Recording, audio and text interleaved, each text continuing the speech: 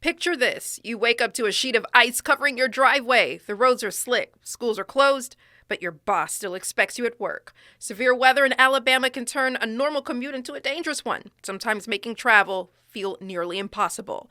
So if you decide it's not safe to leave home, you might be left wondering, can you be legally fired from your job if you don't show up during severe weather? Let's verify. Our sources are the Alabama State Bar, the Alabama Department of Revenue Employee Handbook, and the Alabama Employment Laws. Here's what we found. To understand your rights during severe weather, we first need to understand how employment works in Alabama.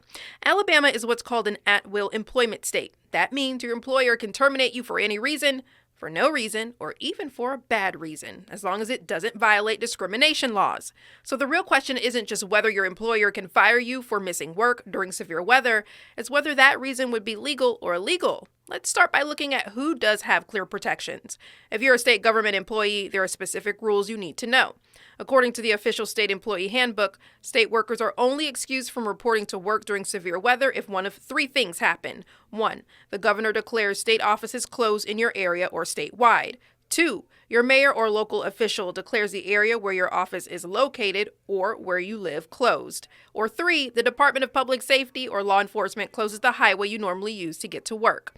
If none of those three official declarations are made, state employees who don't show up have to use their annual leave or could face disciplinary action.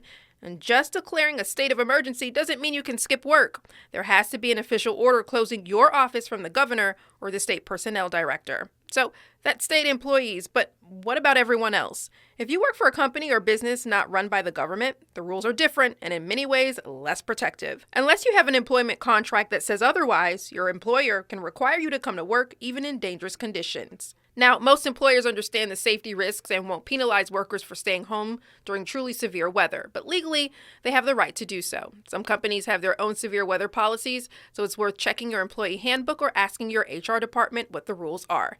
And if you decide to stay home during severe weather, document the conditions. Take photos of the roads, check for official weather warnings, and communicate with your employer as soon as possible. So we can verify that yes, in Alabama, you can legally be fired for not showing up to work during severe weather, unless you work for the government and there's an official closure or your contract gives you protections. Your safety should always come first, but it's important to know your rights and your employer's policies.